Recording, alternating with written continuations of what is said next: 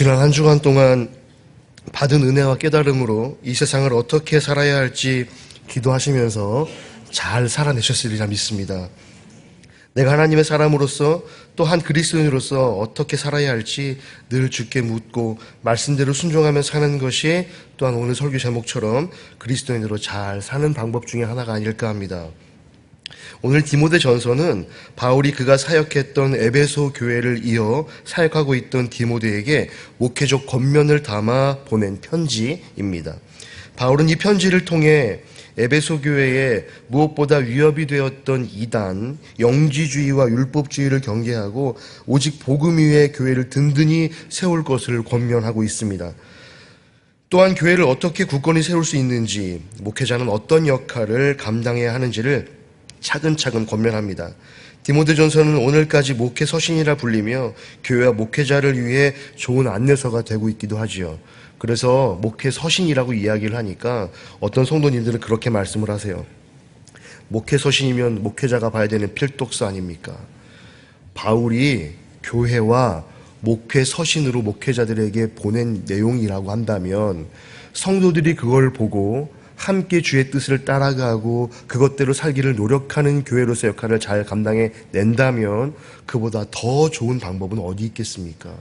그러니 함께 오늘 이 시간 나눌 때에 나는 목회자가 아니니까 안 들어도 돼가 아니라 우리는 몸된 교회 아니겠습니까? 그러니 내가 어떻게 하면 이 세상을 그리스도인으로서 잘 살아낼지를 너무나 당연한 이야기고 우리가 그동안 너무나 당연하게도 담임 목사님부터 시작해서 잘 그렇게 말씀을 해주신 얘기지만 다시 한번 오늘 이 시간을 통해서 정말 내가 그리스도인으로 잘 살려면 어떻게 해야 되는지 이것들을 다시 한번 새기고 인지하는 그러한 시간이 되시기를 바랍니다.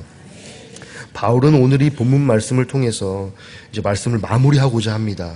성도들이 구체적인 삶의 자리에서 그리스도인으로서 어떻게 살아가는 것이 옳은지를 설명합니다. 복음에 온전히 붙들려 있는 사람, 예수 그리스도를 삶의 주인으로 모신 사람, 하나님과 이웃을 진실로 사랑하는 사람의 삶의 방식을 우리에게 그대로 보여주고 있습니다. 오늘 말씀은 오늘을 살아가는 우리에게도 큰 의미로 다가옵니다. 오늘날 기독교와 교회는 세상으로부터 많은 지탄을 받죠. 또 저 사람이 교회를 다니는데 전혀 모범이 되지 않는다. 저 사람 때문에 교회를 못 가겠다 하는 일들도 비일비재하게 일어나고 있습니다. 오늘 말씀은 이러한 상황 가운데에서 우리가 성경적으로 사는 것이 무엇인지, 어떻게 하면 세상 가운데에서 하나님께서 원하시는 대로 살아갈 수 있는지 덕이 되는 삶을 우리에게 가르쳐 주고 있지요. 먼저 그리스도인은 다른 사람들에게 유익을 끼치는 사람이요 덕이 되는 사람이 되어야 합니다. 다른 사람이라고 한다면 교회를 다니지 않는 사람을 일컫는 게 아니라 제가 말씀드린 다른 사람은 교회를 다니는 사람이나 다니지 않는 사람 모두를 포괄합니다. 1절, 2절 말씀은 노예들, 섬겨야 하는 사람들에게 권면하는 말씀으로 시작을 합니다. 종의 멍에를 메고 있는 사람, 노예로 그 일을 감당하여야 하는 사람들은 자기 주인을 대할 때 깊이 존경하며 섬겨야 할 사람이고 또 공경해야 할 사람으로 여기십시오라고 하죠. 그렇게 할 때 사람들은 하나님의 이름으로 우리의 가르침을 비방하지 않을 것입니다. 이 말씀은 노예제도를 긍정하는 말씀이거나 불의한 폭력과 갑질을 다 감당해내라 라는 말씀으로 선포되는 말씀이 아닙니다. 이 말씀은 어떠한 상황에 있든지 심지어 우리가 노예의 일을 감당한다고 할지라도 우리는 그 자리에서 상대방에게 유익과 덕을 끼치는 사람이 되어야 함을 선포하고 있는 말씀입니다. 세상의 많은 사람들은 우리가 무엇을 믿고 있는지, 우리의 신앙이 무엇인지에 대해서는 그렇게 관심이 없습니다. 그들의 관심은 오직 자기 유익과 자기 즐거움만 있을 뿐이죠. 자기 이익을 위해 최선을 다하는 삶, 손해를 보지 않는 삶, 더 많이 갖기 위해서 수단과 방법을 가리지 않는 삶을 그 삶에 훨씬 더 익숙해져 있습니다. 다수의 사람이 자기 이익만을 우선순위로 생각하며 살아가고 있다는 것이죠. 이것은 어쩌면 우리 시대의 불문율일 수도 있겠습니다. 그러나 그리스도인은 그러한 삶과는 다른 삶을 살아가는 사람들이고 다른 삶의 방식을 선택한 사람들이죠. 그리스도인들에게 이익보다 중요한 믿음이 있고 복음 전파의 사명이 있고 하나님의 사랑이 있기 때문입니다. 말씀은 이러한 믿음과 소망과 사랑을 세상 가운데 선한 방법으로 드러내어 세상을 당혹해 할 것을 우리에게 요청하고 있습니다. 종이 어느 날부터 교회를 다니더니 더욱 열심히 일을 해요. 더욱 충성된 모습을 보이고 자기 자신을 존경하고, 그러니까 주인이죠. 주인을 더욱 존경하고 공경하기 시작한다면 그 주인은 마음속 깊은 곳에서 놀라움을 경험할 겁니다. 왜냐하면 평소에는 그렇지 않던 이 종이 교회를 다니고 신앙이 생기니까 자세와 행동이 변했어요. 그럼 당연히 주인은 놀랍지요. 그리고 그 놀라움은 자연스럽게 하나님에 대한 관심으로 이어질 것이고, 그 관심은 복음 전파의 길이 되는 것입니다. 설령 그 사람이 이러한 반응을 하지 않는다 하더라도 복음 안에서 자기 삶에 최선을 다하고 다른 이들을 사랑으로 대하는 삶을 살게 된다면 그 사람의 삶을 우리 하나님께서 기억하신다는 것을 성경은 말씀하고 있습니다. 그의 노력과 애씀을 통해 주님께서 반드시 열매를 거두실 것이고, 그러한 삶을 사는 사람은 그 자체로 점점 더 예수님을 닮아가는 큰 상을 얻게 될 것이기 때문입니다. 그리스도인은 모든 삶에서 하나님을 생각하고 교회를 생각하고 복음을 생각하며 다른 사람을 귀하게 여기는 사람입니다. 2절 말씀은 특별히 믿는 상전을 섬기고 있는 종들에게 권면하는 말씀입니다. 이 말씀은 믿는 상전을 형제라고 여겨 가볍게 여겨서는 안 됨을 우리에게 선포하고 있습니다. 오히려 같은 믿음을 가진 주인을 모실수록 더욱 잘 섬겨야겠습니다. 왜냐하면 이러한 섬김에서 이익을 얻는 이들이 동료 성도일 것이고요, 사랑하는 사람이기 때문일 것입니다. 노예 중에 몇몇은 주인과 같은 믿음을 갖고 있다는 이유로 태만히 일하고 같은 성도됨을 이용하여 자기 이익을 구하게 구하는 상황을 살아갔겠지요. 바울은 이러한 태도가 옳지 않은 것임을 선포하고 있습니다. 1절과 2절에 나타난 바울의 권면은 오늘을 살아가는 우리에게 매우 직접적으로 적용되는 말씀이기도 합니다. 그리스도인은 덕을 끼치는 사람입니다. 무엇보다 상대방에 유익을 주는 사람이죠. 그것은 믿지 않는 사람에게도 마찬가지고 믿는 사람에게도 마찬가지입니다. 작은 일에서부터 유익을 끼치는 우리 모든 성도님들이 되시길 바랍니다. 또한 그리스도인들은 겸손한 사람이 되어야 합니다. 늘 겸손 이야기를 하는데 저도 늘 한번 돌아봅니다. 나는 과연 겸손한 사람인가? 과연 나는 겸손을 이야기할 수 있는 사람인가? 그래서 기도할 때마다 하나님, 겸손하게 하여 주시옵소서. 내 자신을 드러내기보다 예수 그리스도를 드러내는 삶을 사는 그러한 사람, 나의 행동과 나의 어떠한 봉사를 다른 사람이 알아주기를 원하는 사람보다 그냥 주님 한 분 알아주시면 그걸로 족한 사람, 그런 겸손한 사람이 될 수 있도록 주님 도와주시옵소서라고 기도를 하는데 그게 쉽지가 않지요. 저만 쉽지가 않은가요? 네, 성도님도 쉽지 않으시지요. 담임 목사님께서 그런 말씀하십니다. 겸손이 쉽지가 않다. 때로는 내 자신에 드러나고 내 자신 안에 있던 내면의 그 욕구와 욕망이 드러나서 겸손은 제껴놓고 내 자신이 드러나는 상황들을 우리는 종종 살아갑니다. 그런데 분명한 것은 그리스도인은 겸손해야 됩니다. 오늘 말씀은 다른 교훈을 따르는 것을 조심하라고 경고하고 있습니다. 그 교훈은 앞서 말씀드렸듯이 영지주의와 율법주의입니다.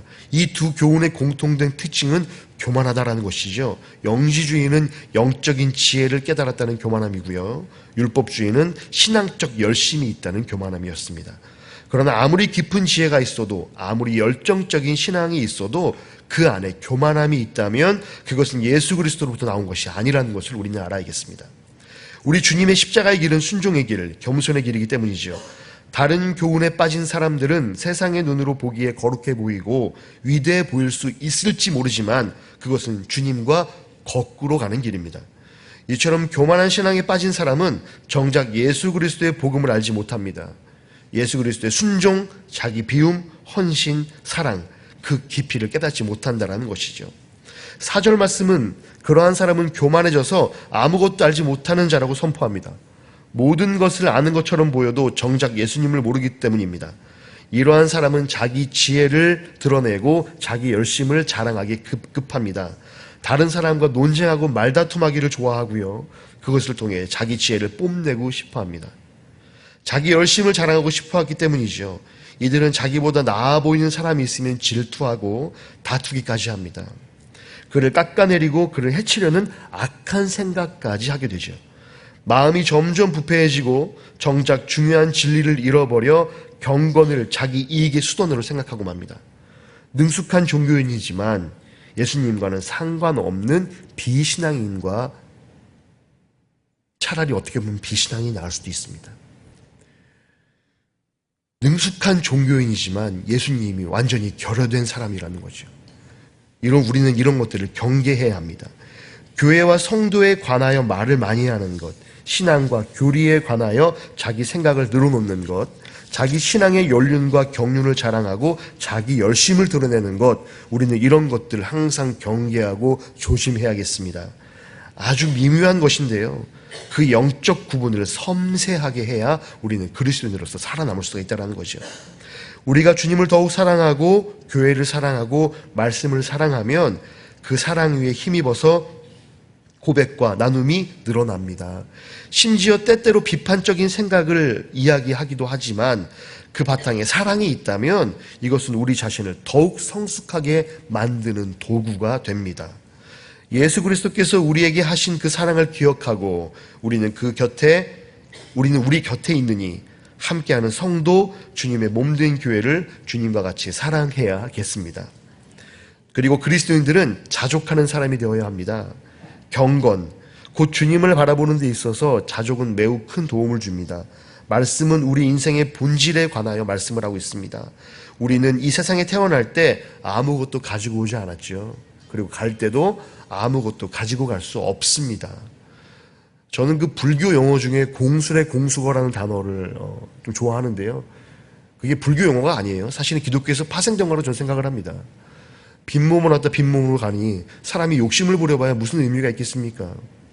우리가 살아가는데 입는 옷들이나 생필품들, 그리고 어떠한 명품들이나 남들 좋아 보이기에 꾸미는 그 모든 것들은 그냥 세상에 있을 때 존재하는 것들이에요. 우리가 생을 다 마감했을 때 그것들을 싸가지고 가지고 올 수도 없을 뿐더러 그것으로 하늘에 가서 뭘로 자랑을 하겠습니까? 하나님 앞에 가서 저 명품 입었습니다 라고 자랑할 수는 없잖아요. 아유, 하나님 이거 에르메스예요? 이러면 좀 그것도 말도 안 되는 것들이죠. 그런데 사람들은 자족하는 마음이 없으면 세상의 욕심과 소욕에 따라 사는 삶을 선택을 하고 그로 인해 나를 어떻게 살아가는 것이 가장 좋은 것인지 방향을 인도하시는 하나님의 뜻을 알지 못하는 어리석은 삶을 살아낸다라는 겁니다. 그러니 나중에 돌아갈 때도 아무것도 가지고 하지 않기 때문에 무언가 쌓아두려고 애쓰지 마십시오. 우리가 쌓을 것은 무엇이냐면 믿음을 쌓아야겠습니다. 우리가 자랑할 만한 것은 내가 그리스도를 닮은 사람으로 살아갑니다, 주님. 이 고백이 욕심이라면 욕심이겠죠. 그런 영적인 욕심이요, 하나님께서 예수 그리스도께서 바라시는 그러한 욕심을 내 삶 가운데 쌓아두는 그러한 그리스도인들이 우리의 삶이 되시길 바랍니다. 그저 우리에게 오늘 먹을 것과 입을 것이 있다면 자족하는 것이 필요합니다. 오늘 하루의 삶에 집중하고 감사하고 자족하라는 것이죠. 탐욕으로 삶을 망가뜨리는 선택을 해서는 안 되겠습니다. 더욱 분명하게 오늘 말씀은 탐욕에 대해서 더 경계하고 있습니다. 부자가 되려고 애쓰는 사람은 유혹에 빠지게 되고 올가미에 걸리게 되고 어리석고도 해로운 온갖 욕심에 사로잡혀서 파멸과 멸망의 구렁텅이에 떨어지게 됩니다. 돈을 사랑하는 것이 모든 악의 뿌리입니다. 돈을 쫓다가 믿음에서 떠나 헤매기도 하고 많은 고통을 겪기도 한 사람이 더러 자주 요즘 세대는 더욱 많이 있지요. 돈이 주는 유혹이 너무나 크기 때문입니다. 왜냐하면 돈이면 세상에서 못할 게 없거든요. 솔직히 우리도 다 알고 있지 않습니까? 돈이면 세상에 못할 게 없습니다. 돈이 만능이에요. 그런데 자족하는 삶을 말씀드렸죠. 물질에 우리가 노예가 되고 물질에 치이다 보면 진짜 하나님이 하셔야 될 일들을 망각하게 되고 그로 인해 나의 본분을 잊게 되고 하나님이 이 땅 가운데 나를 심으셨는데 그 심은 자가 심은 자로서의 역할을 제대로 감당하지 못한다. 이건 굉장히 큰 결격 사유가 될 것입니다. 그러니 쌓아둘 것은 무엇이라고요? 믿음을 쌓아두시고 신앙을 쌓아두시고 복음을 전하는 열정을 쌓아두시는 성도님들의 삶이 되시기 바랍니다. 그래야 파멸과 멸망의 구렁텅이에 스스로 빠지지 않게 되는 구원 사역에 합당한 사람이 되리라 믿습니다. 상당히 유혹이 커서 돈에 마음이 빼앗겨 버리게 되면 자신에게 다가오는 유혹과 함정도 바라보지 못하게 되지요. 죄악과 불의를 서심치 않고 저지르게 되고 결국 믿음을 떠나기도 하며 삶이 고통으로 떨어져 버릴 수 있음을 경계하는 것입니다.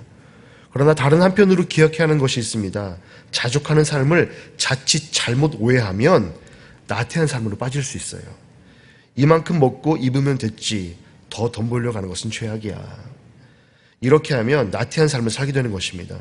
그러나 말씀은 나태한 것 또한 죄악이라고 말씀을 합니다. 바울은 데살로니가 후서 3장 10절에서 일하지 않는 자는 먹지도 말라고 선포합니다. 우리는 청지기와 같이 우리가 속한 일터에서 최선을 다해 일해야 되고 할 수 있다면 우리의 삶을 더욱 풍성하게 만들어가야 합니다. 그러나 그 길은 한편으론 언제나 탐욕에 빠질 수 있는 함정이 있습니다.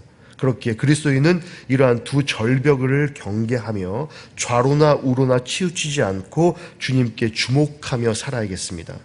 그러한 삶을 살 때 우리는 자족하며 동시에 최선을 다하는 삶을 살 수 있습니다.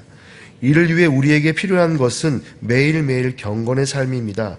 경건의 삶을 통해 주님을 주목하는 삶을 살아갈 때 우리는 진실로 자족의 참 의미를 깨달을 수 있습니다.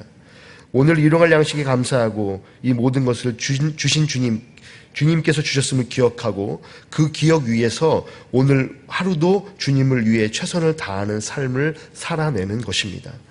그렇게 살아갈 때 우리는 탐욕이 아니라 주님을 위해 최선을 다하는 경건의 삶, 자족의 삶을 살아갈 수 있을 것입니다. 또한 오늘 말씀은 우리에게 그리스도인으로서 사는 방법에 관해 가르치는데 그것은 예수님의 복음, 곧 진리대로 사는 것을 말씀하고 있습니다. 다른 사람에게 유의를 끼치는 사람, 덕을 끼치는 사람이 되어야 된다고 말씀을 드렸지요. 신앙인은 가는 곳마다 헌신된 사람이어야 하고 다른 사람에게 이익을 주는 사람이 되어야 합니다.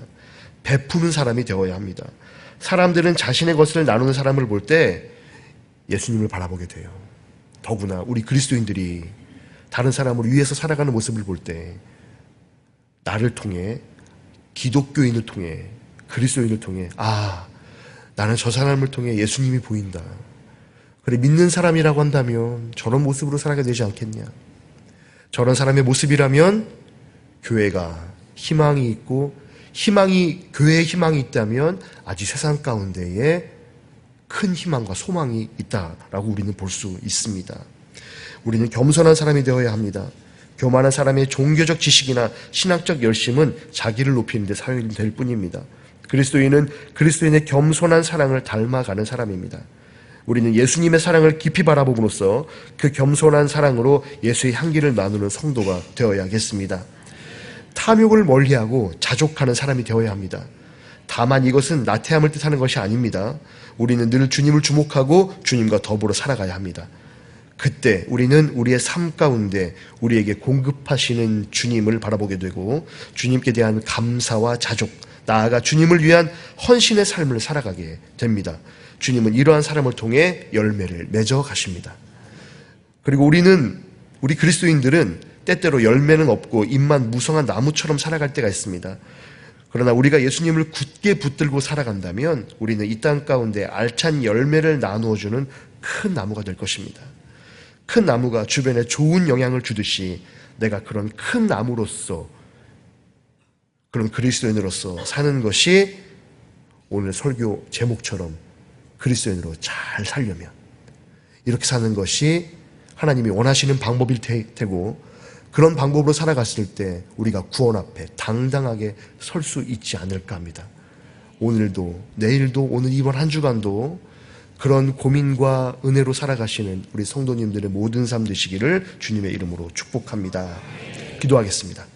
하나님, 오늘도 우리를 인도하셔서 이 시간까지 온전히 예배로 주님 앞에 있게 하심을 감사드립니다. 또한 여름 성경학교와 수련회도 은혜 안에 진행하여 주심에 감사 영광 올려드립니다. 오늘 예배를 통해 담임 목사님 입술로 선포된 말씀처럼 뒤로 물러나지 않는 그리스도인들 되게 하시고, 또한 그리스도인으로서 예수님 닮아 잘 사는 한 주가 되게 하여 주옵소서. 예수님의 이름으로 기도드립니다. 아멘.